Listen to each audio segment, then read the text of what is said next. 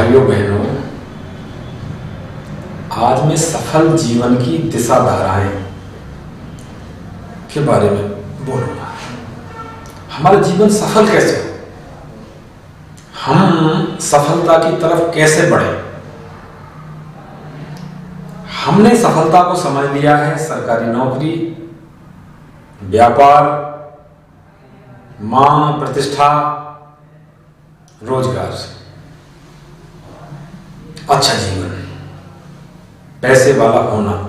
ये सफलता का सूचक नहीं है, इसे हम सफलता मान बैठे हैं। हमारे सनातन में जो हमारी गायत्री महाविद्या है, वो सनातन की रीढ़ है। यहां से आपको पता चलेगी सफलता क्या है। मैं पहले गायत्री मंत्र के बारे में थोड़ा सा बोलूंगा। ओम भूर्भुवः स्वः तत्सवितुर्वरेण्यं भर्गो देवस्य धीमहि धियो यो नः प्रचोदयात्। 24 अक्षर हैं गायत्री मंत्र में। जो पहला ओम शब्द है, ये ही, श्री और किली से बना है। ही, श्री और किली। जो किली शब्द है यही काली है, श्री है ये लक्ष्मी है।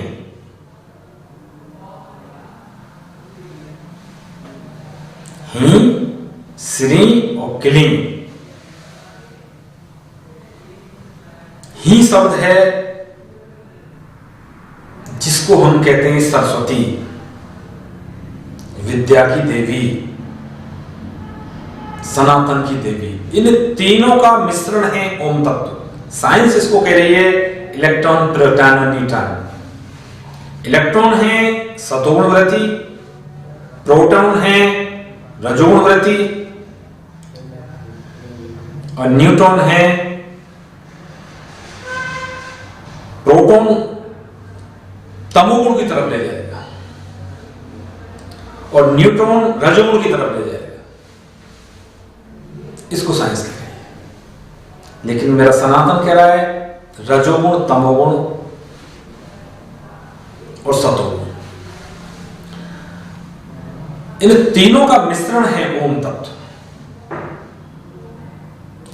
यही ब्रह्म है, यही सनातन है, यही सनातन की रीढ़ है। जिसने इसको तत्व को समझ लिया, उसने सनातन को समझ लिया। इसको पार पा जाना, सतोगुण, रजोगुण, तमोगुण को पार पा जाना, यही गुणातीत है। गुणों से परे चले जाना।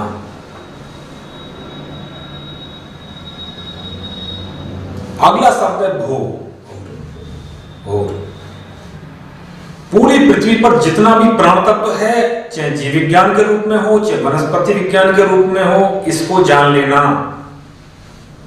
पूरी पृथ्वी पर जितना भी प्राण तत्व है, प्राणी विज्ञान के रूप में या जीव विज्ञान के रूप में, इसको सबको जान लेना। भुवा ये कर्मयोग की तरफ इंगित करता है। जितना भी कर्मयोग का क्षेत्र है, जितने भी शास्त्र हैं हमारे, चाहे रसायन के रूप में, चाहे भौतिक के रूप में, चाहे गणित के रूप में, चाहे इतिहास, भूगोल, चाहे मनोविज्ञान, इन सब शास्त्रों को जान लेना, ये कर्मयोग मानता है। भुवा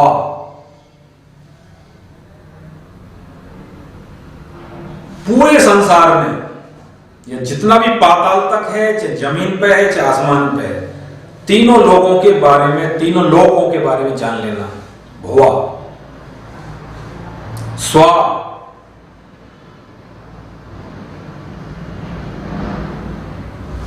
बिल्कुल अनंत गहराइयों तक, जो अनंत गहराइयों तक, उसको जान लेना।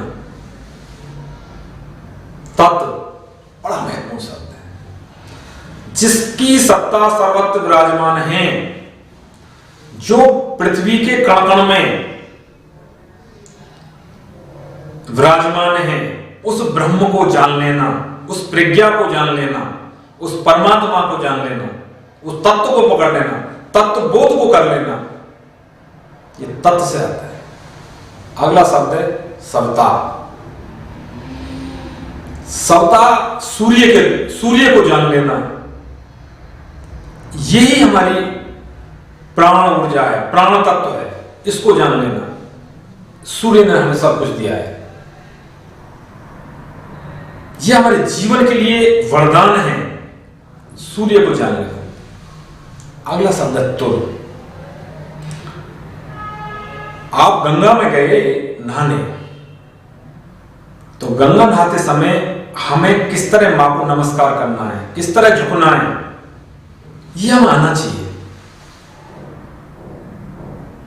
समर्पण भाव से अपना सर्वस्व मां की तरफ न्यौछावर करना है, ये उस भाव से आता है तुर अवस्था, सर्वस्व न्यौछावर। वर्ण्यम, वर्ण किसका करना है? मां का, गायत्री मां का। जिसने हमारे मां पिता दोनों को रज और वीर्य दिया है, उस मां का वर्ण करना है।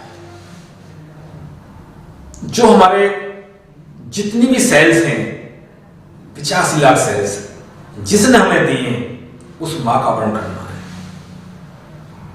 जिसने हमें रिद्धि सिद्धि प्रज्ञा दी है, उसका वर्ण करना है। भर्गो, ये मां पृथ्वी के लिए भी आता है, मेरी मां जन्मदात्री के लिए आता है। उसमें मां ने जो हमें पैदा किया है 18 तत्व के द्वारा, उनको जान लेना। पृथ्वी में 18 तत्व है मां में, उसी से हम लोग पैदा हुए हैं, उनको जान लेना। देवत्व, अब इसको जानकर करेंगे क्या? देवत्व को धारण करना है, ईश्वर को धारण करना है। ईश्वर को आभास यानी उसके नजदीक रहना है, तब देवत्ता है। धीमहि धियो, धी कहते हैं ध्यान को, धी कहते हैं धारणा को। क्या करना है क्या नहीं करना, ये हमें आना चाहिए। क्या कर्तव्य बोध है, क्या अकर्तव्य बोध है, ये आना चाहिए। अगर हमें इतना नहीं आया तो फिर जीवन बेकार है, यह हमें आना चाहिए।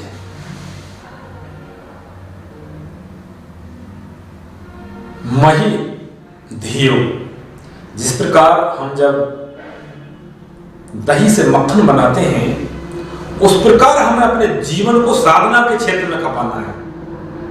हमारा जीवन साधना में होना चाहिए। जिस प्रकार दही को रई के द्वारा मथा जाता है, ऐसे ही जीवन को मथना पड़ता है। अब ध्यान किसको है? ईश्वर को ध्यान है, जो सर्वत्र में है, हर कण कण में है, उसको, ब्रह्म को, उस ओम तत्व को हमेशा हर क्षण ध्यान है। योन है प्रचोदयात, जो हमें योजन मिला, हथियार मिले, औजार मिले, योजना पूर्वक आगे बढ़ाना है। लयबद्ध, क्रमबद्ध और समयबद्ध, 3 चीज का ध्यान रखना है। हमेशा जीवन को आरोही क्रम में आगे बढ़ाना है। अगर हमने जीवन को आरोही क्रम में बढ़ा लिया, लयबद्ध, क्रमबद्ध, समयबद्ध, तो जीवन आसान हो जाएगा। हमें ये चीज आ गई, क्या करना है क्या नहीं करना है, तो हमारा जीवन बहुत आसान हो जाएगा। ये मेरी मां, जिसे हम ब्रह्म विद्या कहते हैं, यही गायत्री है, यही सनातन है, यही ब्रह्म है। इसने हमारे अनेकों जो ऋषि मुनि हुए, चाहे परमहंस, पंडित श्री राम शर्मा आचार्य, इंदिरा गांधी, पंडित मदन मोहन मालवीय, सावित्री, चाहे वेद व्यास, महर्षि कणाद,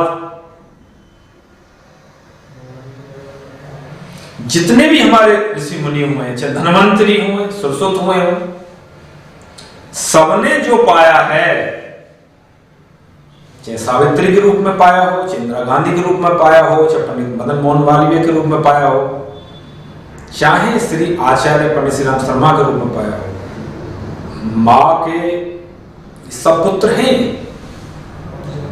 इन्होंने मां को ध्याया और मां ने इनको सब कुछ दिया। यही सनातन की रीढ़ है।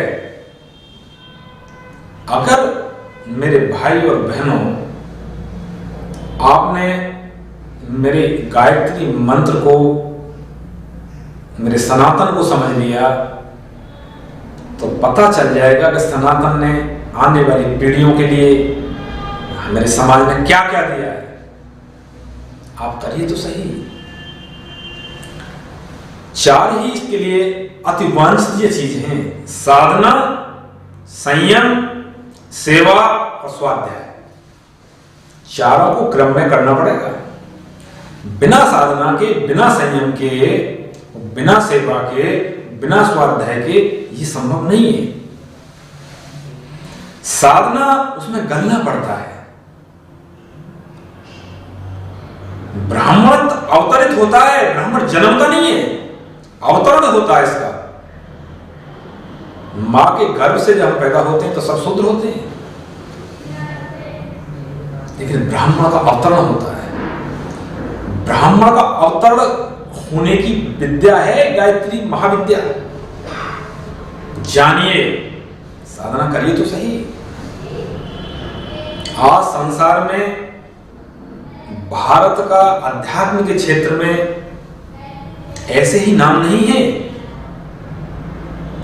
अध्यात्म में हमारे लोगों ने, चाहे महर्षि कणाद हों, आदिगुरु शंकराचार्य हों, परमहंस हों, मालवीय हों, श्री राम आचार्य हों, ऐसे ही नहीं पहुंच के वर्ण स्तर पर। साधना के क्रम में इन्होंने अपने को जिया है,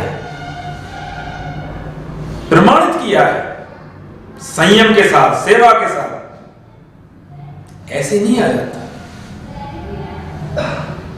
ये अवतरण की विद्या है, ये ब्रह्म विद्या है, यही सनातन है, यही सनातन की रीढ़ है। चाहे आपका न्याय विज्ञान हो, चाहे योग विज्ञान हो, चाहे भाषा विज्ञान हो, चाहे अध्यात्म विज्ञान हो, चाहे आयुर्वेद विज्ञान हो, चाहे चारों वेद हो, ये मां से ही अवतरित हैं, इन्हीं से प्रफुल्लित हैं। लेकिन हमने पिछले कालखंड में भुला दिया। अध्यात्म ही हमें अवसाद से बचा सकता है, मानसिक अवसाद से, ब्लड प्रेशर से बचा सकता है तो अध्यात्म। लेकिन ये लिविंग ऑफ लाइफ है, थिंकिंग ऑफ थॉट्स है, ये जीवन जीने की कला है, ये कोई ढोंग नहीं है। इसको जीना पड़ता है, तब ये अवतरित होती है। अष्टावक्र के रूप में, जनक के रूप में, ये ऐसे अवतरित नहीं हुई। इन लोगों ने इसको लिविंग ऑफ लाइफ बना लिया, तब अवतरित हुई है। रामकृष्ण परमहंस के दुनिया में आने के बाद जो भी विवेकानंद ने किया, उन्होंने जो भी पाया, गुरु जी के सानिध्य में, उनकी प्रयोगशाला में गुजरने के बाद उन्होंने इसको जिया, और जो दिया वो सब आपके सामने है। जिस भारत को लोग सपेरों का देश, पेड़ पौधों का देश, वनस्पति का देश, ग्वालों का देश, वो आज से 200 साल पहले पूरी दुनिया में शिरोमणि था। दुनिया में 30 से 40% व्यापार भारत से चलता था। आज हम लोगों के सामने मांग रहे हैं। आप घुसिए तो सही, आयुर्वेद को जानिए तो सही, अध्यात्म को जानिए तो सही, फिर देखो परिवर्तन। भारत जब भी आगे बढ़ेगा, विश्व में तब भी नाम करेगा, वो आयुर्वेद में ही करेगा, दर्शन में ही करेगा, भाषा विज्ञान में ही करेगा। यही मेरे सनातन के रीढ़ हैं, यही पाए हैं 5। चाहे योग विज्ञान हो, अध्यात्म विज्ञान हो, भाषा विज्ञान हो, चाहे दर्शन विज्ञान हो, अध्यात्म विज्ञान हो, ये भारत को अगली पंक्ति में नहीं ले जाएगा, श्रोमणी बनाएगा। तो मेरे भाइयों से, बहनों से, मेरे आत्मीय साथियों से, प्रत्येक देशवासी से निवेदन है, अपने दर्शन शास्त्र को बढ़ाइए, अपने आयुर्वेद को बढ़ाइए। हमारी आने वाली पीढ़ी आपका इंतजार कर रही है। इन्हें बताइए अध्यात्म क्या है। लेकिन ये सब चीजें आसानी से प्राप्त नहीं होंगी, इसमें साधना अति वांछनीय है। बिना साधना के सब कुछ संभव नहीं है, असंभव है। इसमें गलना पड़ता है। आपका भोजन, आपका आहार बहुत आवश्यक है। आप क्या खा रहे हैं, क्या नहीं खा रहे हैं। आहार, दान की प्रक्रिया, आपके तप की प्रक्रिया, यज्ञ की प्रक्रिया, इनको जानना है। इनको जान लेना ही जीवन है। यही हमारे सत्कर्मों का फल है, जो हमारे बुजुर्गों ने हमें दिया और हमने इसको